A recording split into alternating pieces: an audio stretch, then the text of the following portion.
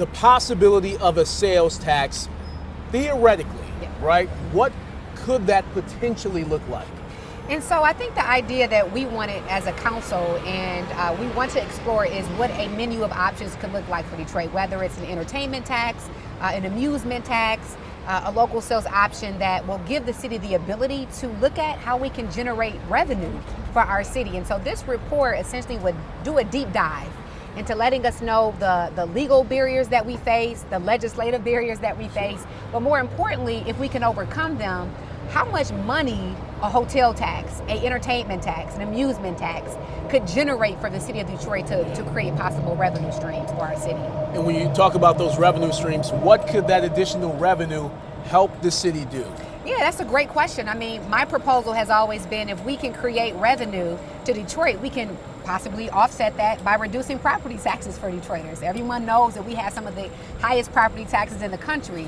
And so if we can reduce property taxes for residents and businesses with this additional stream of revenue, that's one way. Another way is, can we create revenue to help with infrastructure issues in our city or neighborhood investments? I think there's a myriad of ways that we can look at it, but the idea is that we all know the federal funding in Washington is possibly going to be changing, and we have to be innovative in our approach in Detroit and how we're looking at creating new revenue streams to benefit Detroit residents. There we go.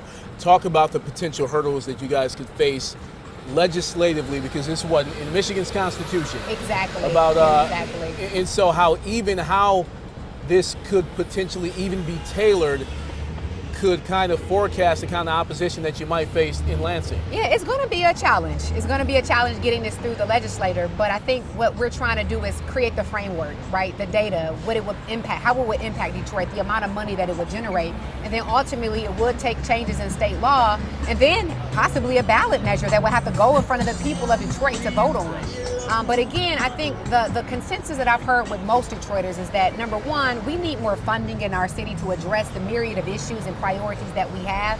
And what we typically have coming is not enough to address those issues. And so this study would at least give us the information that we need to know how much money could be generated from these various local sales option taxes. And when you talk about that, just the need for additional funding, and not to go too much off course, but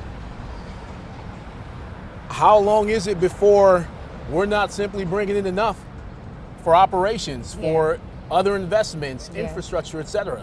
Yeah, I think we have a balanced budget and we have over $500 million in reserves. So I don't think we're at a point where we're like needing money. Sure. But the reality is that as we look at the political landscape, things have changed, and we don't have the $826 million coming from the federal government anymore. So we do have to start thinking about how we can capitalize on, for example, the economic activity that's happening in downtown Detroit. All of our sports teams are winning. People are down here patronizing downtown Detroit. How can we use it as a way to create revenue for Detroit to benefit those that live here? And so, again, I think this is about being innovative and creating additional revenue for Detroit to prioritize the needs of our communities. And so I'm excited about the study, as it will give us the information that we need. And again, we're using this as a baseline, as a way for us to build support, to go out to community, to get this information to them, and then move to hopefully moving to advocate for this in Lansing if this is something that we want to do.